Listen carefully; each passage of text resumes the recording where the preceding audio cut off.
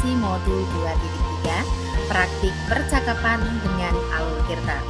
Bersama saya Nelly Mahmudah, calon guru penggerak Angkatan 11 Kabupaten Wonosobo.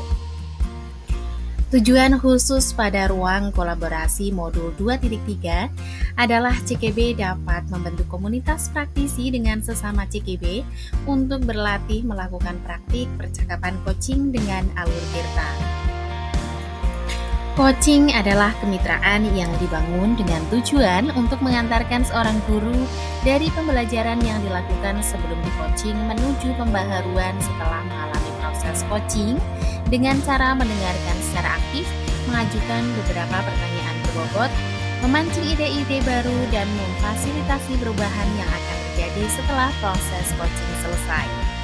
Alur percakapan Tirta dalam coaching. Yang pertama yaitu tujuan, yang kedua identifikasi, yang ketiga rencana aksi, dan yang keempat adalah tanggung jawab. Berikut ini adalah praktik percakapan coaching dengan Alur Tirta. Yang berperan sebagai coach di sini adalah saya Nelly Mahmudah dengan coach Ibu Partini. Selamat menyaksikan. Selamat sore Bu Tini. Selamat sore Bu Nelly. Bagaimana kabar Bu Tini? Sehat?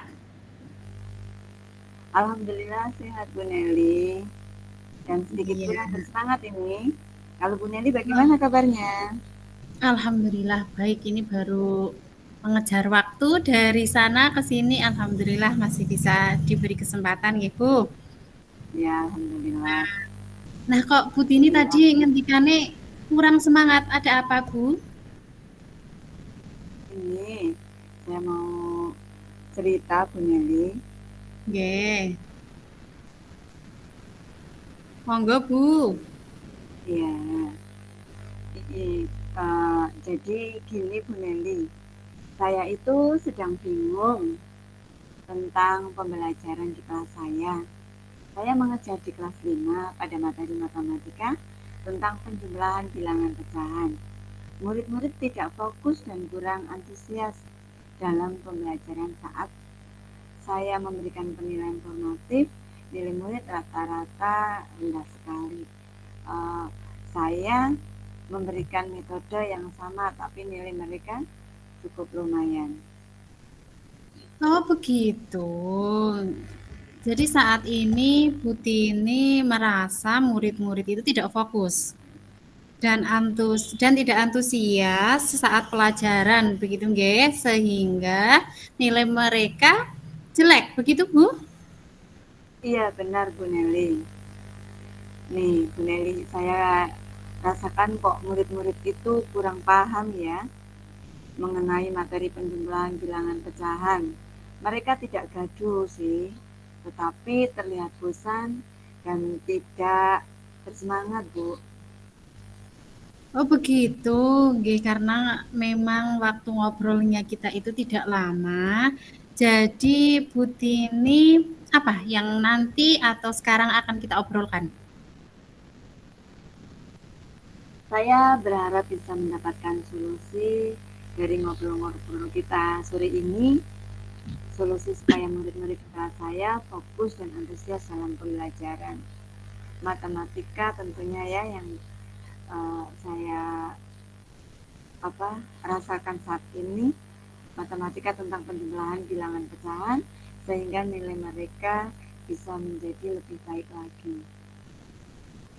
Oke, berarti kita kali ini mencari solusi ya, supaya nanti murid-murid panjenengan fokus dan antusias pada pembelajaran, gitu? Iya Bu, supaya murid-murid paham materi saya saat saya mengajar, sudah menggunakan PowerPoint yang menjelaskan tentang penjumlahan bilangan pecahan, dan saya beri contoh-contohnya. Saya juga sudah menggunakan slide yang bagus, bahkan sudah dilengkapi video juga, tapi saya lihat murid kok bosan dan tidak memperhatikan Bu Nelly. Oh begitu, jadi menurut Bu Tini, anak-anak yang memahami fokus, antusias, dan memahami tentang penjumlahan bilangan pecahan itu yang seperti apa Bu? bagaimana ya? Menurut saya murid yang fokus dan antusias itu yang memperhatikan pembelajaran dan ikut berperan aktif dalam kegiatan itu, Bu. Lalu yang memahami materi itu dengan jelas, misalnya tahu cara menyelesaikan soal matematika tentang penjumlahan bilangan pecahan. Oke, begitu ya. Kalau idealnya murid yang fokus, antusias, seperti yang dijelaskan Bu Tini itu seperti apa? Berarti yang tadi Bu Tini jelaskan, ya? Ya, ya, ya sih begitu idealnya ya, Bu. Oke. Oke, kalau murid-murid di level itu kita ya murid-murid yang fokus, kemudian ada di level bilangan, poin levelnya itu 10. Terus anak-anak yang tidak fokus, tidak antusias, dan tidak memahami materi itu di level 1. Menurut Bu Tini nih, murid-murid di kelas Bu Tini itu ada di level berapa, Bu? Kalau saya amati rata-rata berada di level 5 sih, Bu. Memang ada Hmm, beberapa murid yang fokus, antusias, dan memahami materi prosedur, ya materi, tapi ada yang sama sekali tidak fokus dan tidak antusias, dan akhirnya tidak mempelajari atau memahami materi pecahan, penjumlahan pecahan tadi, Bu. oke, berarti begini Bu Tini, murid-murid Bu Tini tadi itu kan berada di level 5, nggih, untuk memahami, bisa fokus, antusias, dan memahami materi. Apakah ada kemungkinan murid-murid berada di level 10, Bu Tini? Mungkin bisa Bu Nelly untuk memahami materi tentang penjumlahan bilangan pecahan level 10, tapi untuk fokus dan antusiasnya mungkin bisa dinaikkan ke angka 8 ya, tadi yang saya pertama 5 dulu Bu Nelly, karena itu perlu proses. Oke, betul. Baik, berarti di level 10 nih, Bu? Ya, Nggih, ke di level level 8 dulu. 10. Ya, untuk Ya, pemahaman materi dan kemudian di level 8 untuk fokusnya nggih, Bu. ya. Dan menurut Bu Tini, apa aja yang bisa Bu Tini lakukan untuk membantu murid-murid panjenengan itu supaya berada di level itu dalam memahami materi, anak-anaknya juga fokus dan antusias? Nah, itu saya masih bingung. Hmm, saya sempat terpikir untuk melakukan pembelajaran berdiferensiasi sesuai kebutuhan belajar murid nih, Bu. Seperti yang saya pelajari waktu kemarin di modul apa ya, di modul pendidikan guru penggerak, Bu. Bagus itu ya, Bu. Idenya jenengan bisa mengimplementasikan kurikulum Merdeka. Coba rencana aksi yang Bu Tini gambarkan itu seperti apa? Hmm, diawali dari semester kemarin, Bu. Saya kan sudah melakukan asesmen diagnosis non kognitif. Saya belajar ya, Bu. Saya sudah menganalisis, ternyata setelah saya itu murid-murid ada yang saya belajarnya 80% kinestetik, yang lainnya auditori dan visual. Mungkin saya bisa melanjutkan pembelajaran matematika penjumlahan bilangan pecahan ini menggunakan pembelajaran berdiferensiasi konten, proses, dan produk, Bu. Oke, berarti bagus sekali ya Bu Tini. Lalu bagaimana Bu Tini bisa menerapkan pembelajaran berdiferensiasi konten, proses, dan produk ini dalam materi tentang penjumlahan bilangan pecahan yang Bu Tini tadi ceritakan? Ya, mungkin seperti ini, Bu, rencana aksi saya untuk diferensiasi konten dan proses. Saya menyiapkan bahan ajar dan aktivitas yang berbeda-beda tentang penjumlahan pecahan, tadi sesuai daya belajar murid.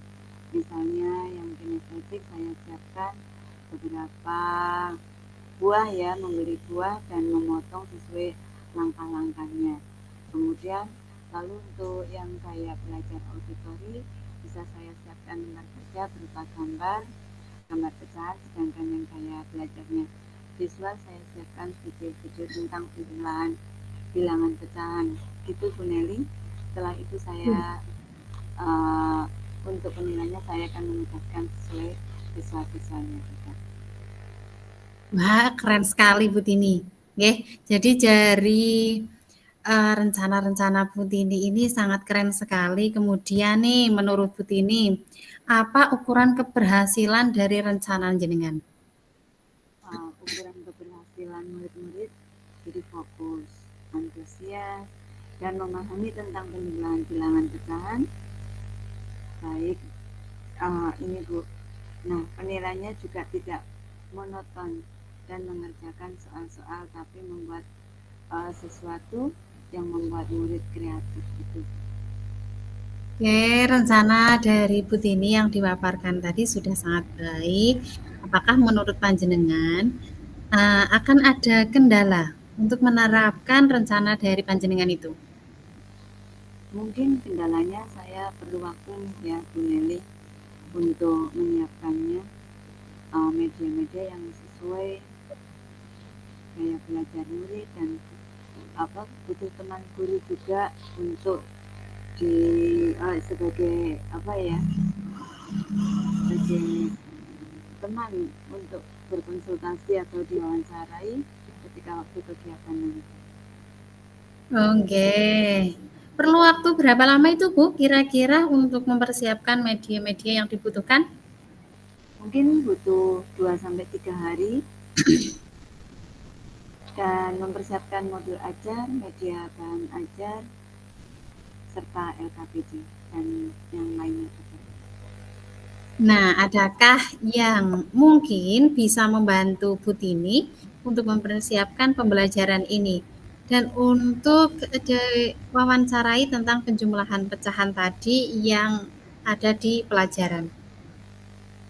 Saya bisa sih Bu berkolaborasi dengan guru saya, guru kelas 5B di sekolah saya. Jadi kami bisa berdiskusi, menyiapkan dan gaya belajarnya anak-anak.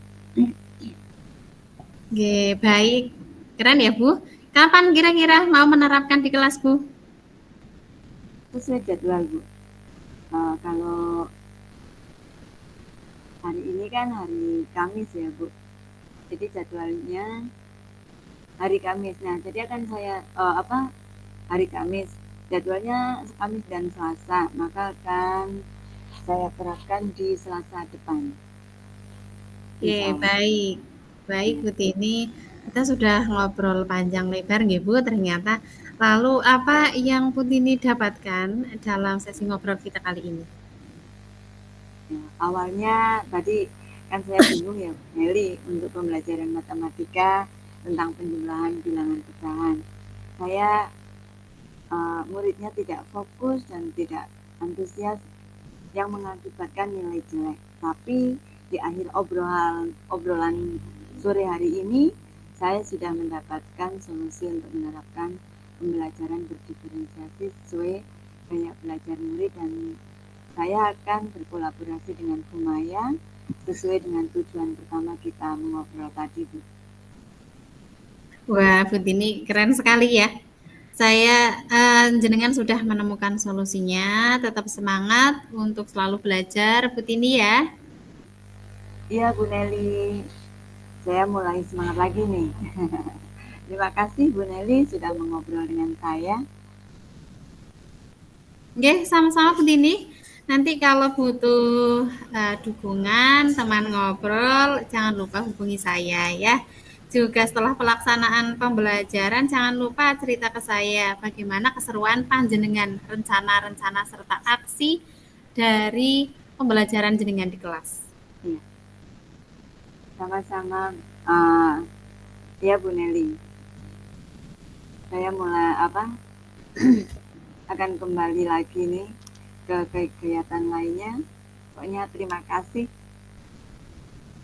Nggih, Terima sama-sama kasih. Bu Tini, nggih, sama-sama.